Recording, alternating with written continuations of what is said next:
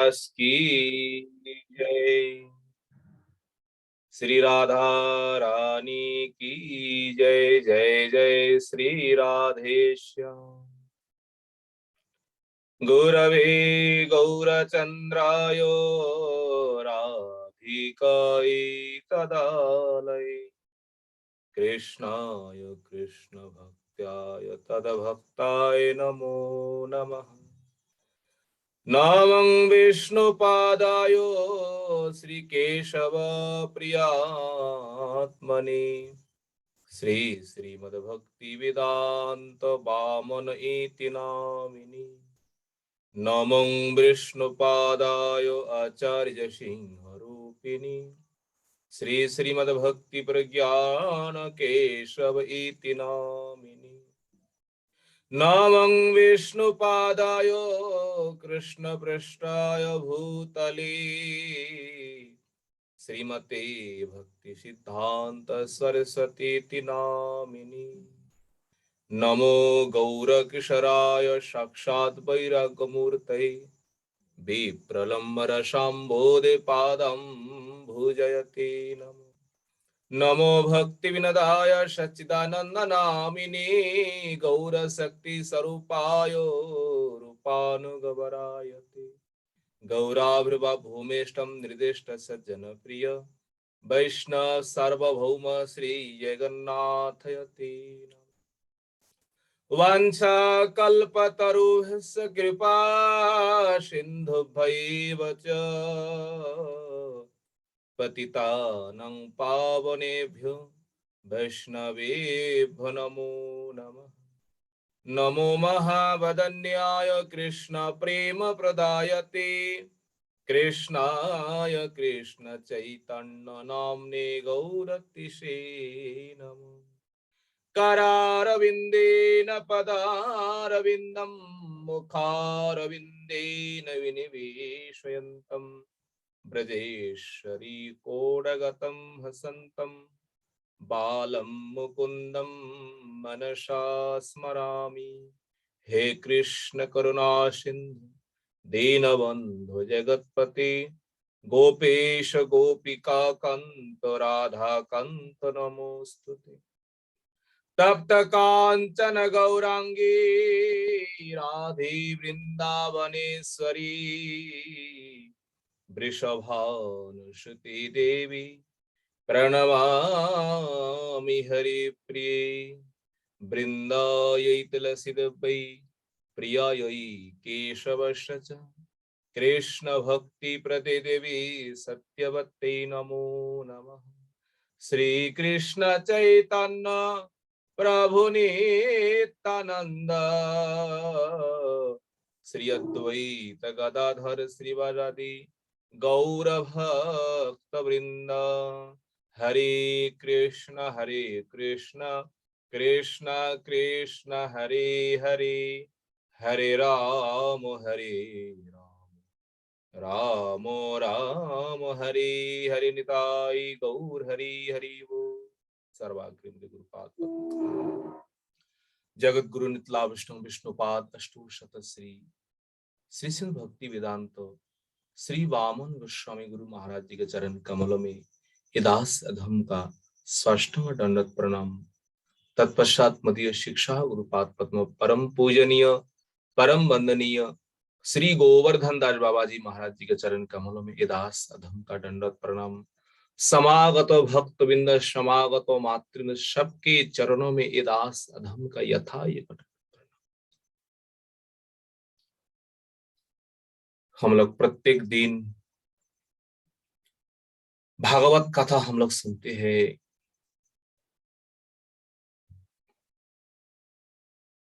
आज हम लोग कथा श्रवण करेंगे प्रथम स्कंद और प्रथम स्कंदों में जो 16 अध्याय है, इन अध्यायों में राजा परीक्षित दिग्विजय यात्रा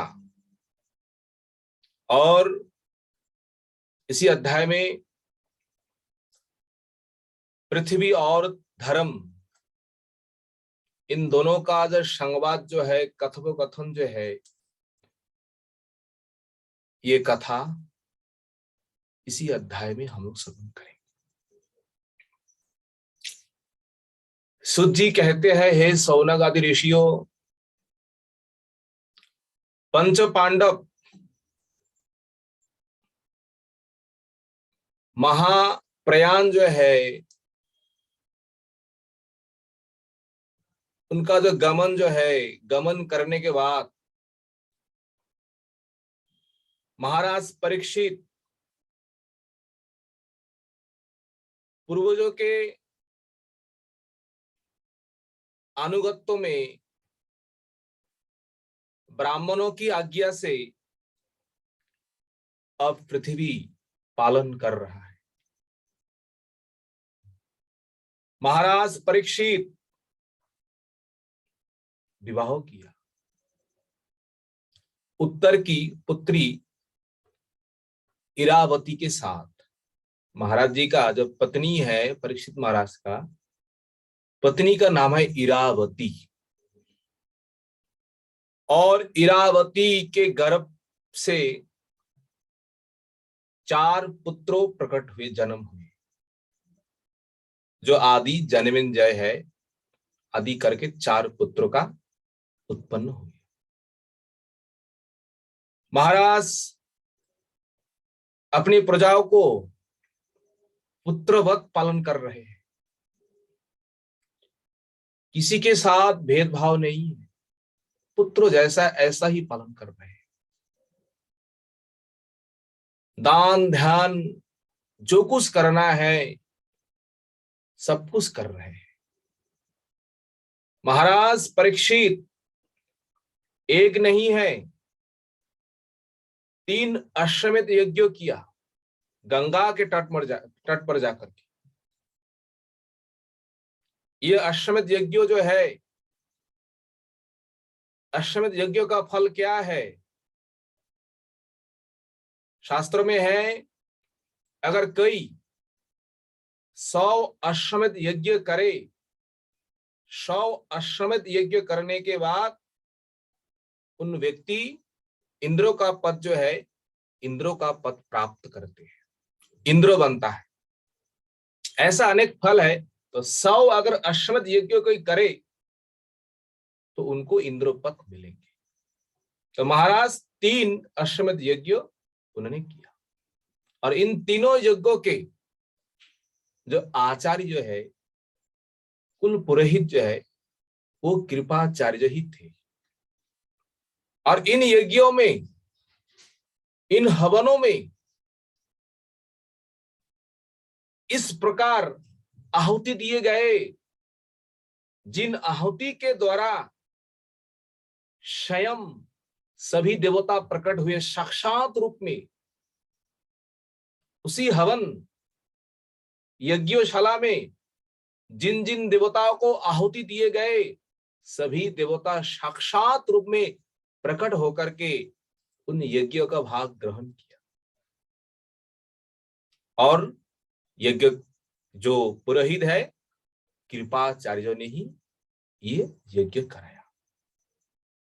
ऐसे करके महाराज परीक्षित खूब प्रेम से सभी प्रजाओं को पालन कर रहे हैं, और पालन करते करते महाराज एक समय क्या किया है, दिग्विजय करते हुए उन्होंने इधर उधर घूम रहा है, और घूमते घूमते उन्होंने क्या किया, एक दिन कली को पकड़ लिया, और ये कली राज वेश धारण किए अपने पैरों से गौ और बैल को मार रहा था, अपने पैरों से लात मार रहा था। महाराज परीक्षित ये देख करके अत्यंत आश्चर्य हुआ। बस शुतदेव गोस्वामी यही तक केवल कहा, कहते ही सौनक आदि ऋषियों ने हाथ जोड़ करके सुतदेव गोस्वामी को प्रश्न किया है, गुरुदेव ये कथा तो संक्षेप पूर्वक आपने कह दिया है।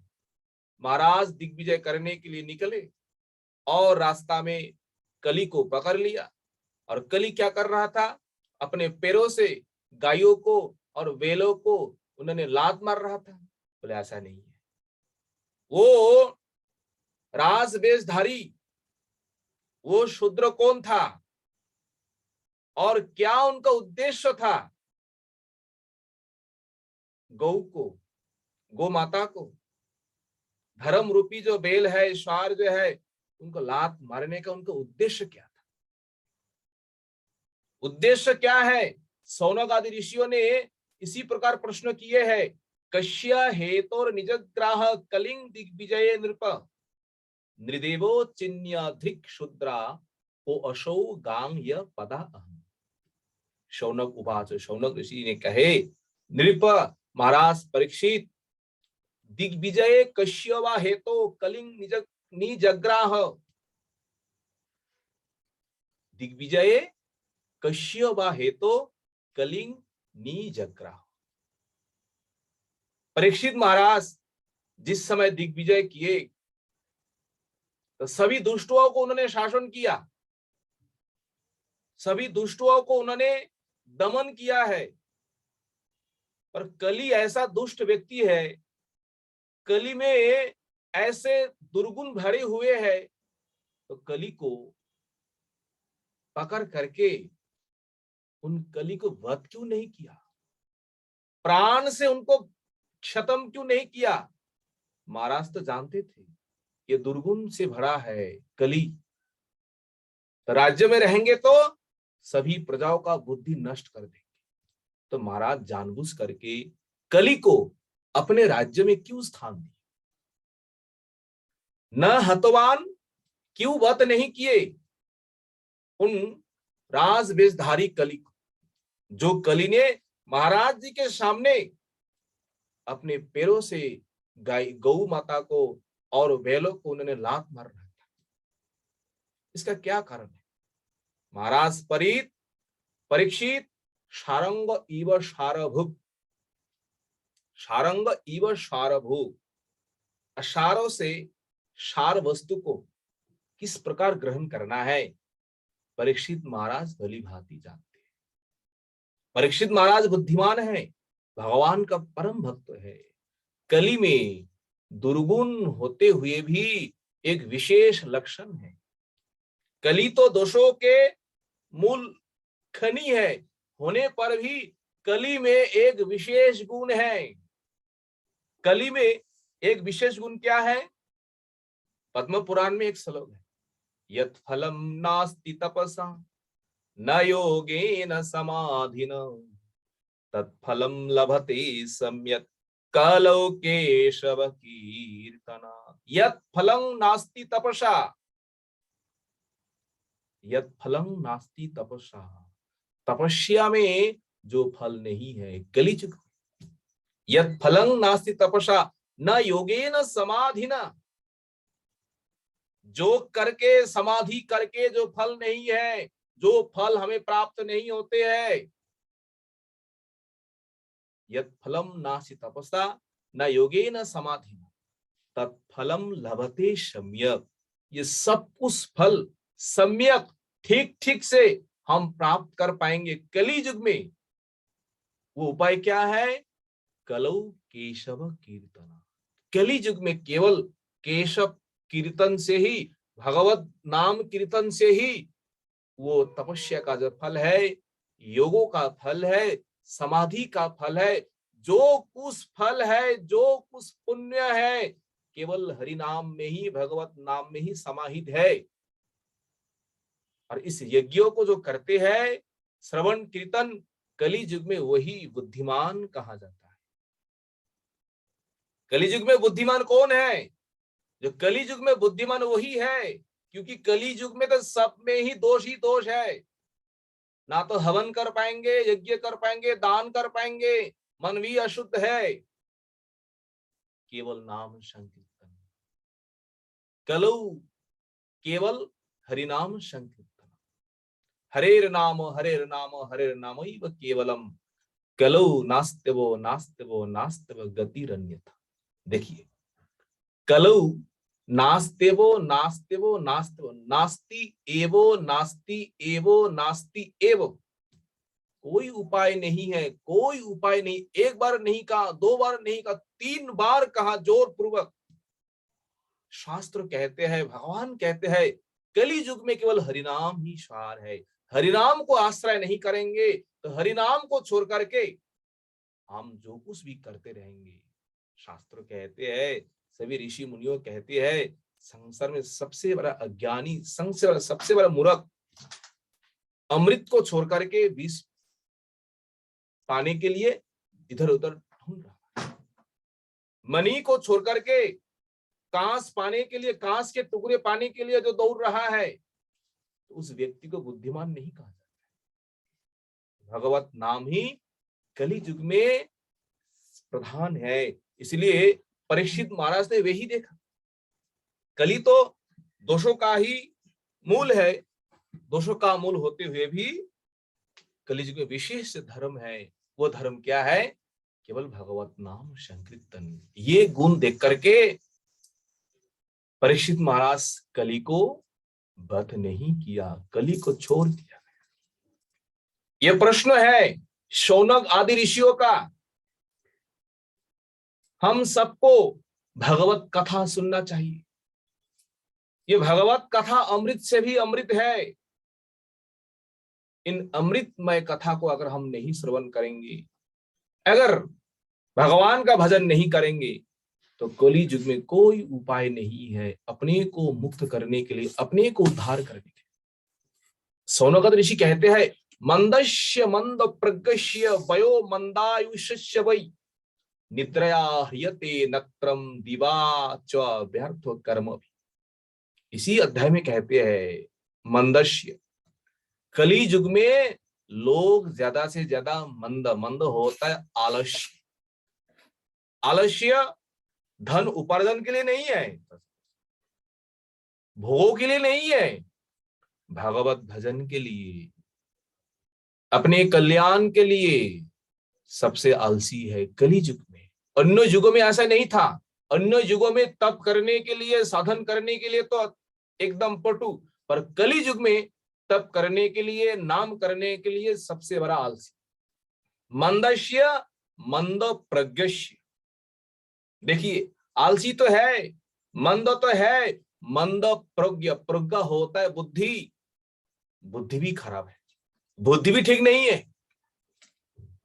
दिन रात क्या चिंतन करते रहे, क्या सोचते रहे, भगवान जानते हैं। भाई वो चिंतन भगवान के लिए करो, वो चिंतन अपने आत्मा कल्याण के लिए करो। संसार के लिए चिंतन करके कोई लाभ नहीं है। जो भाग में है हमको वही मिलेंगे, भाग को छोड़ करके संसार में कुछ नहीं मिलेंगे। जो प्रारब्ध है सामने वही आएंगे। जो प्रारब्ध में नहीं है, दिन रात चिंतन करने पर भी कोई लाभ नहीं है। बुद्धिमान वही है, सुखे दुखे समे कित्वा लाभा लाभो जया जयो। सुख दुख जय पराजय सब में समान है, केवल भगवत भजन में लगी हुई है। मंद प्रगस्य मंदायुः। देखो, मंदा आयुष, कलियुग में मंद आयु, मंद होता है अल्प, आयु भी ज्यादा नहीं है। 100 साल कलियुग में। आजकल 100 साल कहां तक हम जाते हैं, उससे पहले हम लोगों को विदाई लेना पड़ता है। तो 100 साल आयु में केवल दिन ही नहीं है, उसमें रात भी है, उसमें रात भी होती है, दिन भी होता है। तो देखिए, 100 साल को भाग करिए, और उन 100 सालों में जो हमारा बालकपन कितने साल है, उसमें भी यौवनता, उसमें भी वार्धक्यता, उसमें भी बुढ़ापा, 100 सालों में तो भजन हम कब करेंगे? इसलिए कहा है मंदा आयुष। ये व्यक्ति क्या करते हैं? जो आलसी है, जो मंदा बुद्धि वाले हैं और अल्प आयु वाले हैं। नक्तम निद्रया, नक्त्रम जैसे ही रात होती है, पूरे रात निद्रया, निद्रया अर्थात सो करके, और दिवा जैसे दिन होता है, व्यर्थो कर्म भी। हम नहीं कह रहा है, शास्त्रों कहता है, व्यर्थ कर्म भी केवल पेट भरने के लिए, उदर पूर्ति के लिए अगर दिन भर हम प्रयास करते रहेंगे, शास्त्रों कहते हैं ये व्यर्थ कर्म, उस कर्म से कोई फल नहीं है। पशु जैसे करते, हम भी ऐसे दिन भर सवेरे उठते ही खाने के लिए इधर दौड़ रहा है, उधर दौड़ रहा है, रात होते ही हम सो जाते हैं, नींद में पूरी रात बीत जाती है, और दिन होते ही हम क्या करते हैं, व्यर्थ कर्मों के द्वारा हम समय को नष्ट करते हैं। ह्रियते, ह्रियते होता है ह्रिंग हरणे, समय केवल नष्ट होता है और कुछ नहीं है। कली युग में इसलिए जो भी कम समय है, कम समय में भी अगर कोई निष्ठा पूर्वक भगवान का नाम करे, भगवान का कोई भजन करे, सदगुरु चरण आश्रय करके, उन जीवों का भी मंगल है। अगर हम भगवान का भजन नहीं करेंगे, नाम नहीं करेंगे, भगवान को छोड़ करके, नाम को छोड़ करके हम इधर उधर घूमते रहेंगे, इनके पास जाएंगे, उनके पास जाएंगे, तो हमारा आत्मा का कल्याण कभी नहीं है।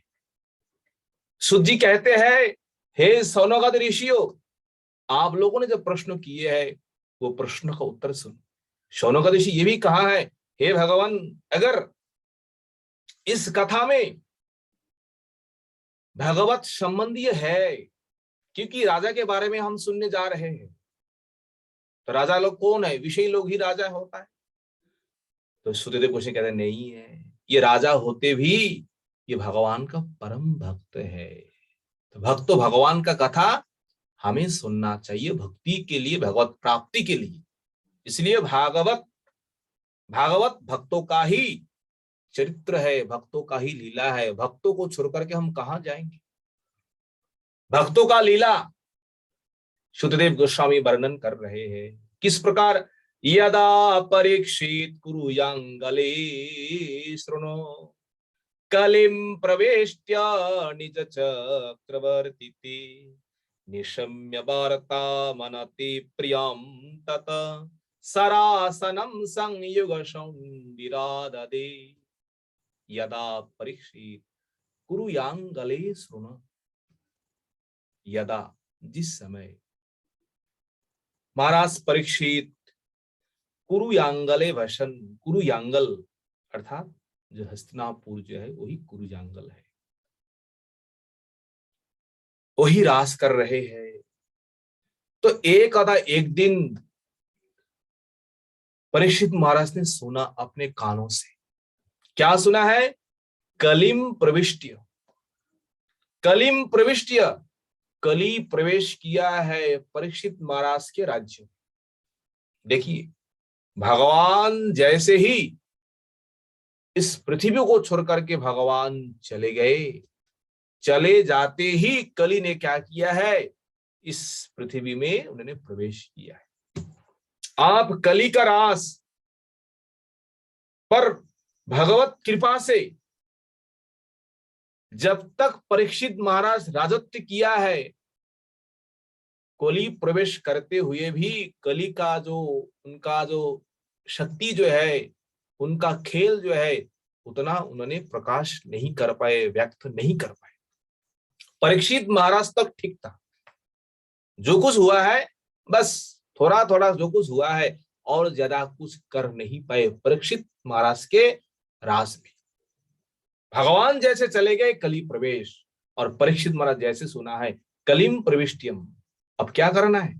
दुष्ट व्यक्ति राज्य में आए हैं, अपने प्रजाओं को कष्ट दे रहा है, तो राजा का कर्तव्य क्या है? उन दुष्टों को दमन करना ही, दुष्टों को वध करना ही प्रजा सुख के लिए ये परम राजा का परम धर्म है। इसमें प्रजा राजा का कोई पाप नहीं है, दुष्टों को मार करके प्रजा पालन करने। ये राजाओं का, क्षत्रियों का परम धर्म है।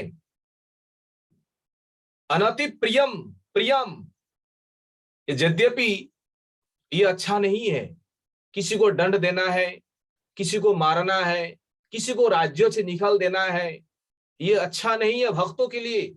पर भक्तों होने पर भी ये तो राजा है, प्रजा को पालन कर रहा है, प्रजा सुख के लिए।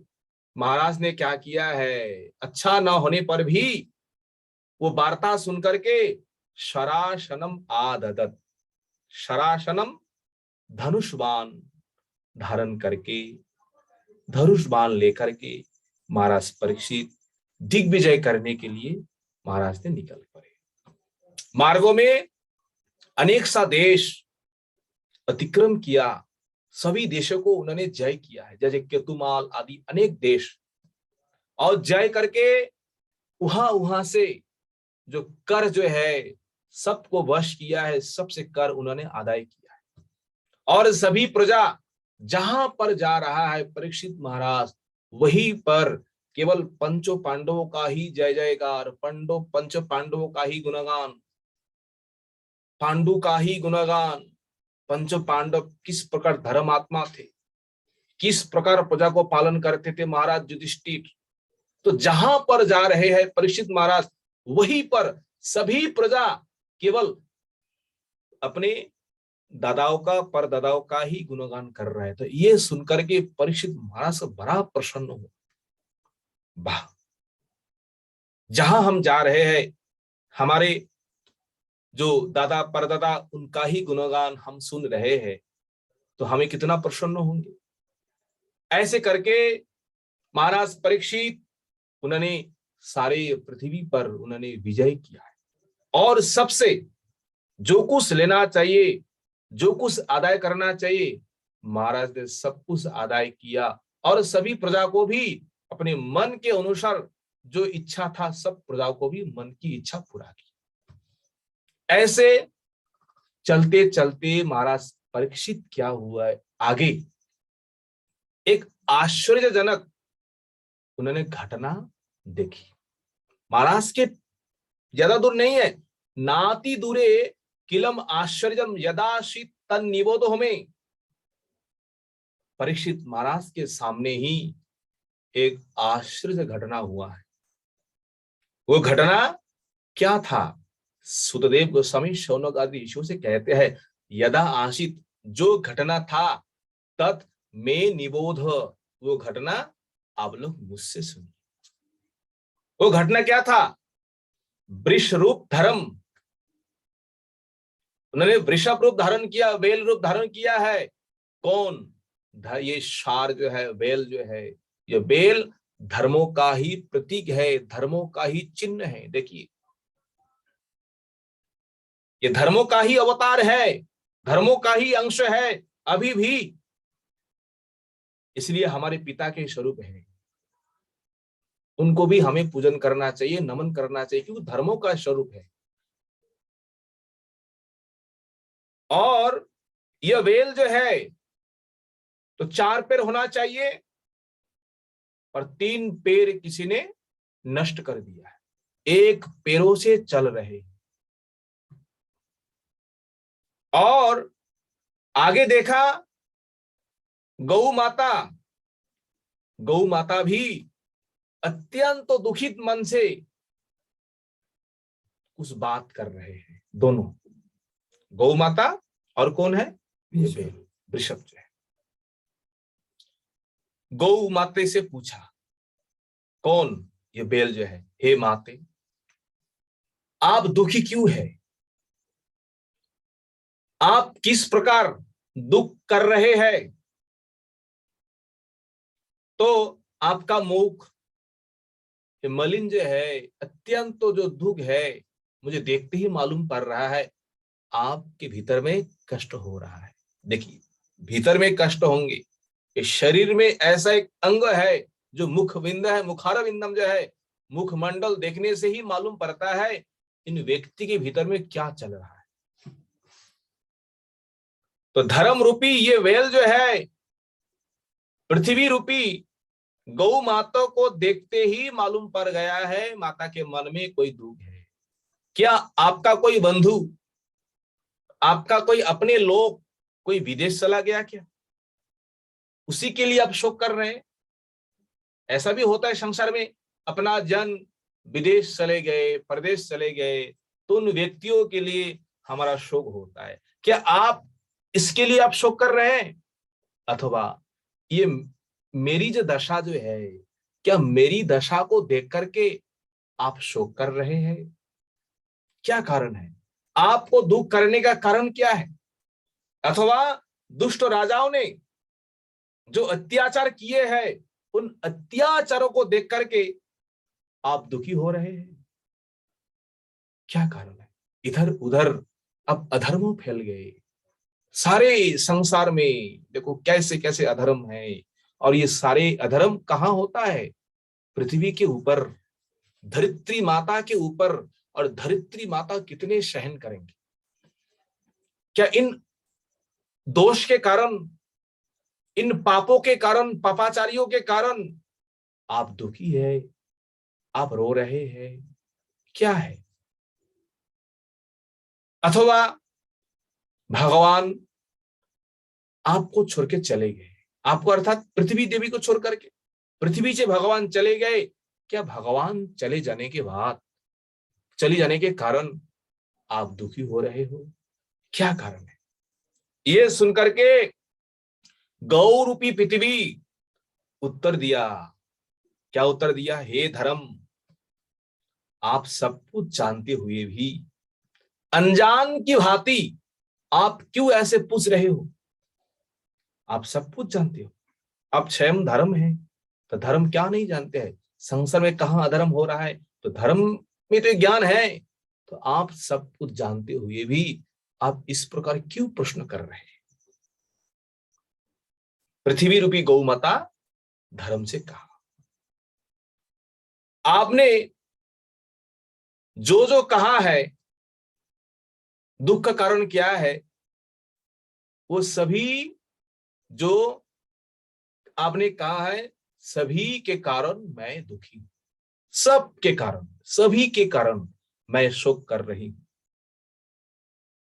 हे महाराज धर्म, आपका 3 पैर जो है, 4 पैर था, तो 4 पैरों में 3 पैर किसने काटा? और आपको एक पैर से खड़े देख करके मुझे बहुत क्या हो रहा है? शोक हो रहा है, मैं शोक कर रही हूं आपका ये दशा देख करके। देखिए अब क्या करना चाहिए। जब भगवान संसार से चले गए, कली तभी इस संसार में प्रवेश किया, और कली आते ही ये दुर्दशा सबका ही भोगना पड़ रहा है, आपको भी मुझे को भी। तो भगवान कौन है? भगवान शब्दों का अर्थ क्या है? पृथ्वी देवी धर्म से कहेंगे। हम भगवान किसे कहेंगे? भगवान शब्दों का अर्थ क्या है? पराशर ऋषि विष्णु पुराण में भगवान शब्दों का अर्थ क्या है उन्होंने वहां प्रकाश किया है। ऐश्वर्यस्य समग्रं ब्रिजस्य यशः श्रिय ज्ञानो वैराग्य स्वापी षण्णं भगो इतिंगन। ये 6 प्रकार गुण जो है, जहां परिपूर्ण रूप में विराजमान है, षण्णं भग, भग होता है ऐश्वर्य। ये 6 प्रकार ऐश्वर्य जहां पूर्ण रूप में विराजमान है, भगो इति शब्द थे, वही भगवान है। मतु प्रत्यय करके भगवान शब्द हुआ है, जो पूर्ण रूप में ये 6 प्रकार ऐश्वर्य विराजमान है। ये विष्णु पुराण के अनुसार। और भागवत में आप कहेंगे भगवान कौन है, भगवान में क्या क्या गुण है, जिस गुण होने के कारण हम भगवान कहेंगे। सभी को हम भगवान नहीं कह सकते, गुण के अनुसार, गुण देख करके हम भगवान कहेंगे। अगर ये गुण है, ये ऐश्वर्य परिपूर्ण रूप में है, तो हम भगवान कहेंगे। अगर ये गुण नहीं है, अगर ये ऐश्वर्य भगवान में नहीं है तो कैसा भी है, कोई भी है, हम उनको भगवान नहीं कहेंगे, भगवान कह करके संबोधन नहीं करेंगे। अगर जहां ये गुण नहीं है, ये ऐश्वर्य नहीं है, उन वस्तु को हम भगवान कहेंगे, ये हमारा अपराध हो जाएंगे। तो भगवान के भीतर क्या क्या गुण है सुनिए। सत्यम, शौचम, दया, शांति, त्याग, संतोष, आर्यवम, समोदमस्तप, साम्यम, तितिक्षो, परते श्रुतम, ज्ञानम, विरक्तिरैश्वर्यम, शौर्यम, तेज, बलम, स्मृति, स्वातंत्रम, कौशलम, कांतिधैर्यम, मार्दवमेव च, प्रागल्भ्यम, प्रश्रयम, शीलम, सह ओजबलम, भग, गांभीर्यम, स्थैर्यमास्तिक्यम, कीर्तिमान, अनहंकृति, पार्थ्य महत्त्वमिच्छन् भीर न वियंती स्म करहिचि। देखिए ये जो गुण बताया है, न वियंती करहिचित, भगवान से कभी भी ये गुण न वियंती, वियोग नहीं होते हैं, नित्य ही भगवान में विराजमान होते हैं। ये गुण कैसा भी समय है, कैसा भी महाप्रलय हो जाए, कभी भी भगवान से ये गुण अलग नहीं होता है। ये गुण जहां है वो भगवान वस्तु है, वही भगवान है। सुनिए क्या कहे, क्या सबसे पहले कहा है, सत्यम, क्या कहा है, सत्यम। सत्य क्या है आप लोग जानते ही है, भगवान परम सत्य है। भगवान जो कुछ कहते हैं वो सदा सर्वदा त्रिकाल सत्य है। भगवान कभी भी मिथ्या भाषण नहीं देते, इसलिए कहा है सत्यम। सत्यम अर्थात यथार्थ भाषणम, और शौचम, शौचम अर्थात जो सदा सर्वदा परम पवित्र है। भगवान कभी भी अपवित्र नहीं है। हम लोग संसार में अपवित्र होते हैं, और अपवित्र होते ही जिन प्रभु का नाम लेकर हम पवित्र होते हैं, तो वो भगवान कैसे अपवित्र होंगे। इसलिए शास्त्र में कहा है जो वस्तु सदा सर्वदा परम पवित्र है, दया, दया अर्थात जिनके भीतर दया ही दया है, जिनके भीतर केवल पर दुख के लिए कष्ट ही कष्ट है, वही तो दया है। दूसरे को दुख देखकर हमारा भी कष्ट होता है, ये दया है, उनके लिए सहाय करने के लिए। तो परो दुख्य असहनम इति दया, दूसरे को दुख देख करके अगर हमें असहन होता है, सहन नहीं होता है, ये दया है। और पर सुख असहनम, ये मात्सर्य है। दूसरे का सुख हमें सहन नहीं हो रहा है, ये मात्सर्य है। भगवान ऐसा नहीं है, भगवान परम दयावान है, भगवान परम दयालु है। भगवान जैसा दयालु, भगवान जैसा कृपालु, ऐसा कृपालु, ऐसा दयालु संसार में कोई है ही नहीं सकता। इस संसार में भगवान का दया देखिए किस प्रकार दया अभी भी हम लोगों को कर रहे हैं। हम अज्ञ है, मूर्ख है, इसलिए भगवान का दया जो है, उन दया को हम पहचान नहीं पा रहा है, उन दया को हम जान नहीं पा रहा है। ये शास्त्रों क्या है, भगवान का ही दया है। शास्त्र तो स्वयं भगवान है, शास्त्रों के रूप में अभी भी भगवान विराजमान है।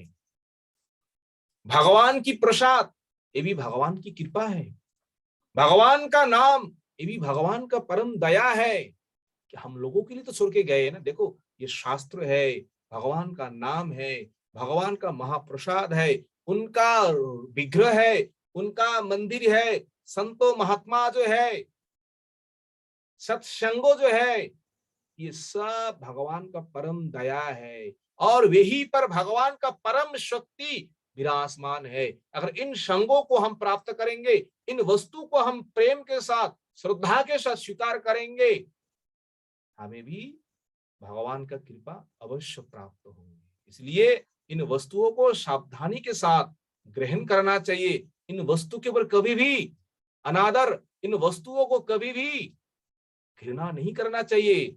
ये संसार में ये भगवान का शक्ति है। क्या क्या? शास्त्रों, भगवान का नाम, ये महात्मा लोग, भगवान का प्रसाद, भगवान का विग्रह, भगवान का मंदिर, भगवान का धाम, उनका स्थान, जो कुछ भी हम देख रहे हैं, इनमें सब में भगवान का कृपा ही कृपा है। इन परम सत्य वस्तु को कभी भी अनादर नहीं करना है। ये भगवान का अहित की दया है, अभी भी संसार में है, कलियुग में है हम लोगों के लिए। इसलिए भगवान दया, दया अर्थात परम दयावान है, भगवान परम दयालु है। और शांति, देखो शांति, शांति होता है अत्यंत संयम।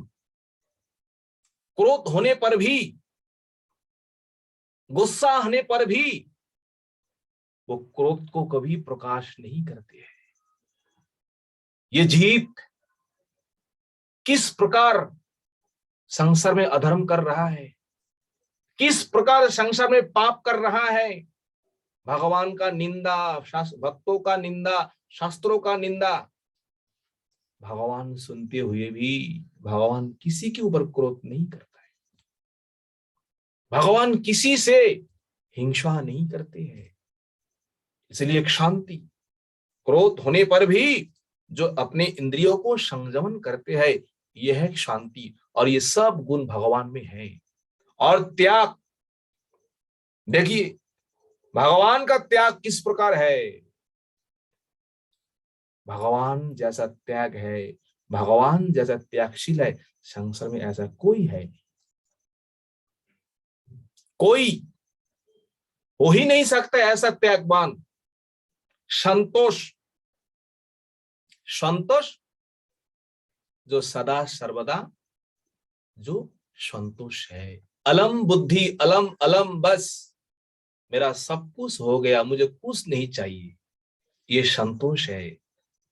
अल्पो सेवा बहु माने आत्मो पर्यंत शाम। अगर भगवान के लिए आप थोड़ा ही सेवन करेंगे, थोड़ा ही कुछ करेंगे, भगवान इतने को आपका इतना ही मान लेंगे। संतोष ये भगवान में गुण है नित्य। और आर्जवम, आर्जव होता है अत्यंत सरलता, अत्यंत सहज सरल। कौन है संसार में अत्यंत सरलता, अत्यंत सहज सरल? एकमात्र भगवान है। उनका रूप देखो, ना तो कि गुस्सा है, ना तो कोई ऐसा कोई है, अत्यंत सरल। मुख में भी जैसा है आकृत आकार, भीतर में भी ऐसा ही प्रफुल्ल है। उनमें ना तो कोई भय है, ना तो कोई क्रोध है। भगवान श्री कृष्ण का, भगवान विष्णु का मूर्ति हम जहां पर देखेंगे, मुख में केवल मुखम प्रसन्नम विमला च दृष्टि, मुख प्रसन्न है और विमल दृष्टि है, क्योंकि उनमें कोई कपटता नहीं है, उनमें कोई दोष नहीं है। शमः दमः, देखिए दो शब्द है, शम और दम। शम शब्द जो है वो अंतर इंद्रियों के लिए, और दम शब्द जो है ये बाहर इंद्रियों के लिए। एकादश हमारी इंद्रिया है, इन इंद्रियों में एक इंद्रिया है, इंद्रियो है वो भीतर है। वो कौन है? मन। 10 इंद्रियों, 5 ज्ञानेंद्रियों, 5 कर्मेंद्रियों, ये बाहर में है। तो जो मन को दमन किया है वो शम, जो 10 इंद्रियों को दमन किया है वो है दम। तो भगवान तो सब कुछ कर लिया है, भगवान में ऐसा कोई दोष नहीं। इसलिए शम दम तपः, भगवान जैसा तपस्याशील, भगवान जैसा तपकारी संसार में कौन हो सकता है। भगवान जिस प्रकार तप कर रहे हैं, देखिए कली युगो लोगों के लिए भगवान आज भी तप कर रहे हैं, क्योंकि कली युग में कोई तप नहीं कर पाएंगे। भाई इन लोगों को कैसे कृपा करना है, तप का फल किस प्रकार देना है। अगर कोई जाकर के उन प्रभु को दर्शन करे, भगवान उन जीवों को तपस्या का फल दे देता है। अब लोग जानते हैं कहाँ? केदार बद्रीनाथ में। केदार तो शिव जी का है, बद्री का आश्रम, जहां नर नारायण प्रभु विराजमान है।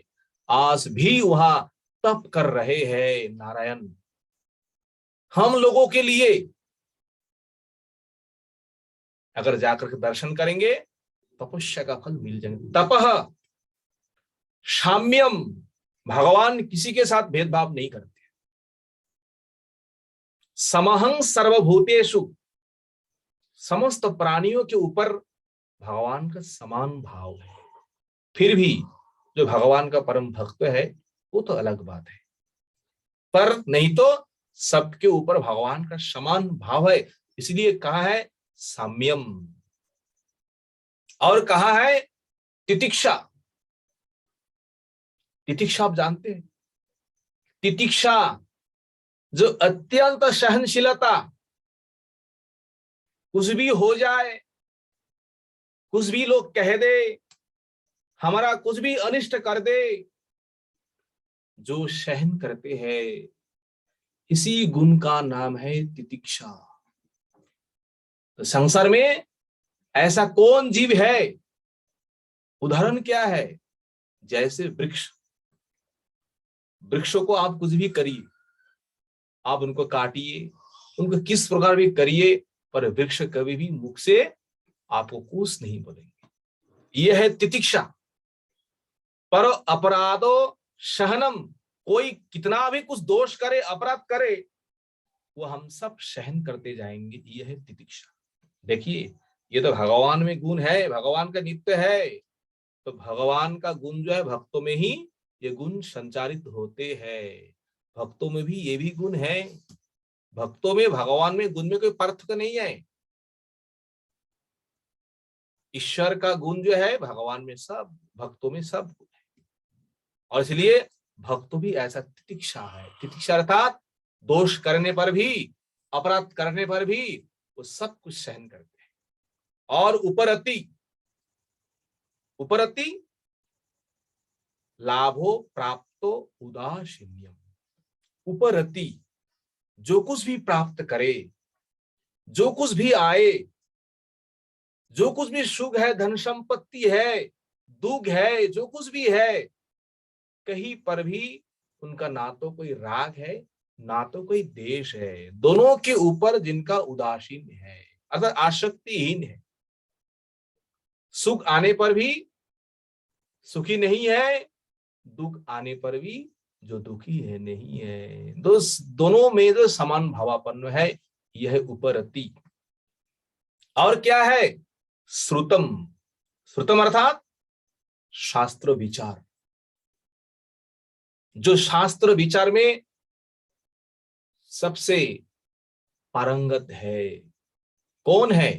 भगवान ही है। भगवान जैसा शास्त्रों विचार करेंगे, शास्त्रों को खंडन मंडन करेंगे, तो ऐसा विचार, ऐसा खंडन मंडन कौन कर पाएंगे? ज्ञानम, क्योंकि भगवान सर्वज्ञ है। भगवान सभी ज्ञानों का परम आश्रय है। इसलिए कहा है ज्ञानम। कौन सा ज्ञान? भगवान में तो केवल आत्म विषय ज्ञान, आध्यात्मिक ज्ञान। जड़ ज्ञान तो है, पर आत्म विषय जो आध्यात्मिक ज्ञान जो है, ये ज्ञान विशेष रूप में जहां है वह है ज्ञान। इसलिए भगवान है परम ज्ञानी। जो सर्वज्ञ है वो भगवान में ही है। और संसार में भगवान को छोड़ करके सर्वज्ञ कोई नहीं। केवल भगवान ही परिपूर्ण रूप में सर्वज्ञ है। और विरक्ति, विरक्ति वैराग्य वैतृष्णा। देखो, भगवान संसार का मालिक है। संसार का देखो कैसे कैसे संसार को सजाया, कैसे कैसे भगवान ने बनाया, कैसे कैसे उन्होंने सृष्टि किए है, कैसे कैसे स्थानों स्थानों में रंग बिरंगों का कैसा भोग है। इतना कुछ करने के बाद भी भगवान किसी के ऊपर, भगवान का कोई आसक्ति नहीं है। भगवान सर्वत्र वैराग्य है। अगर हम थोड़ा सा ही कुछ करें अपने हाथों से, उस अपने कर्म में हमारा ज्यादा आसक्ति होता है।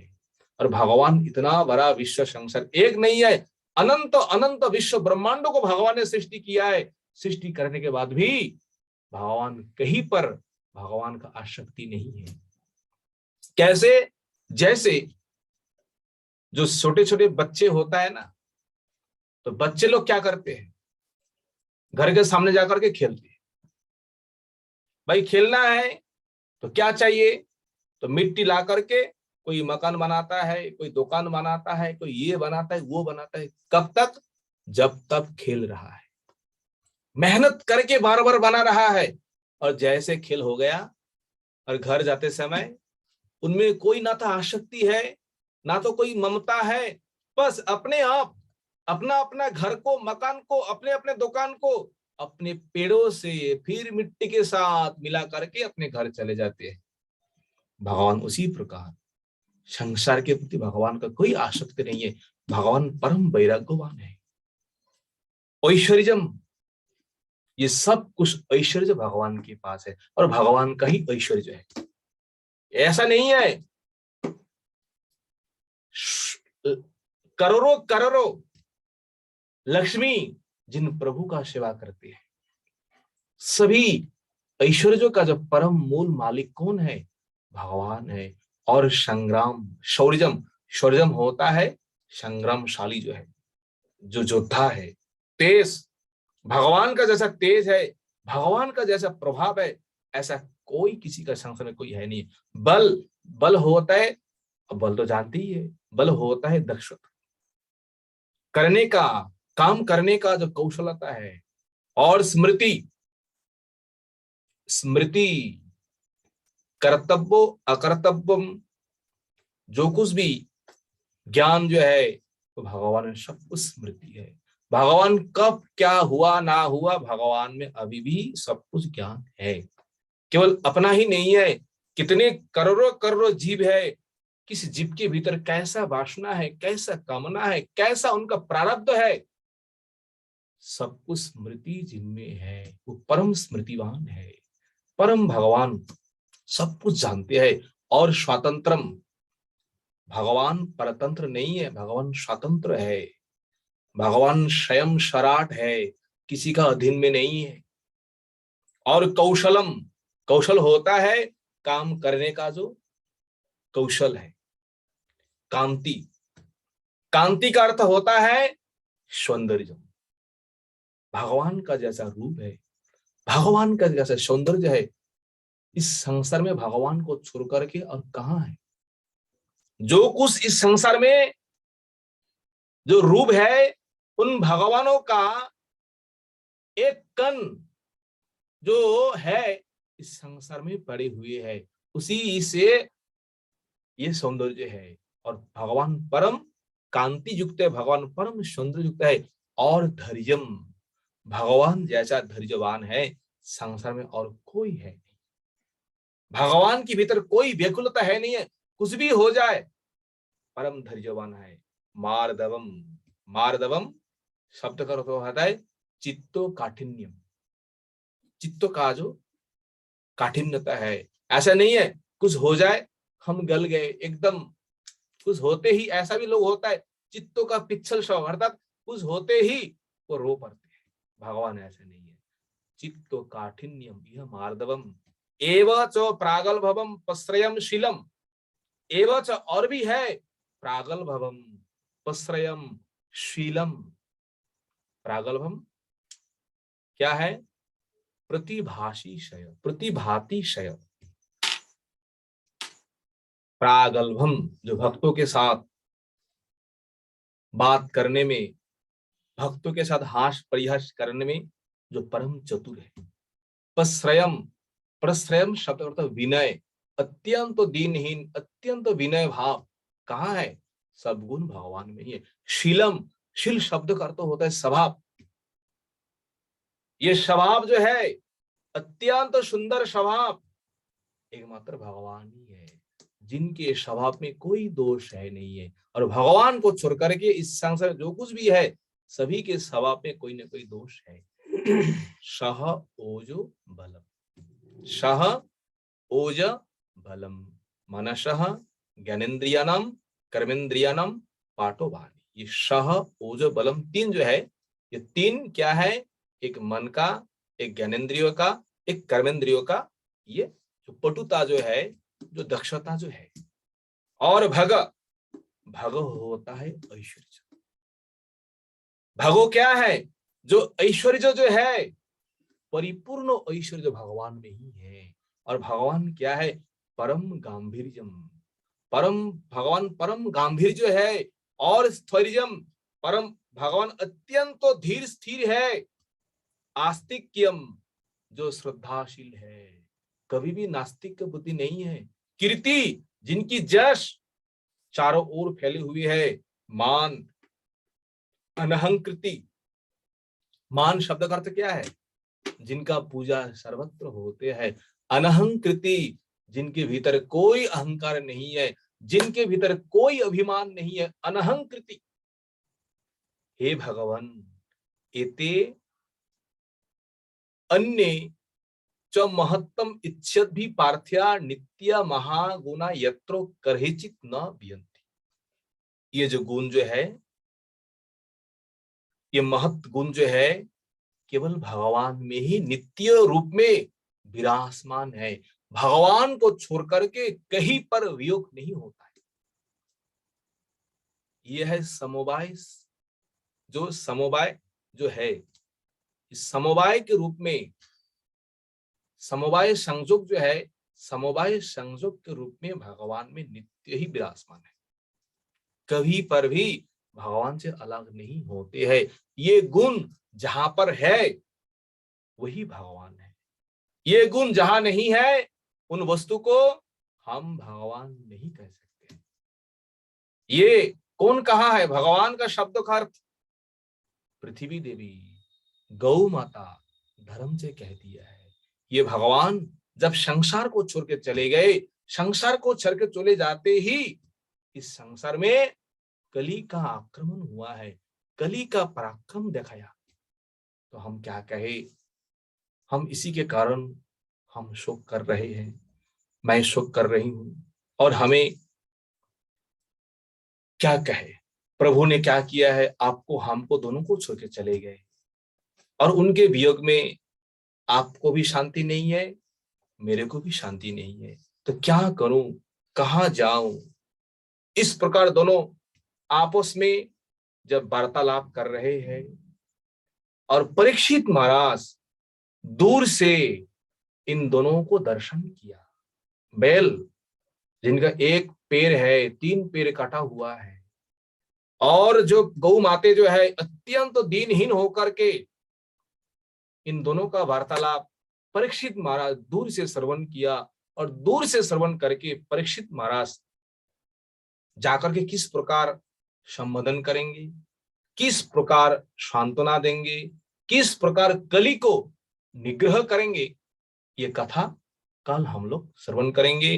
वांछा कल्पतरुभ्यश्च कृपा सिन्धुभ्य एव च पतितानां पावनेभ्यो वैष्णवेभ्यो नमो नमः। हरे कृष्ण कृष्ण कृष्ण हरे हरे,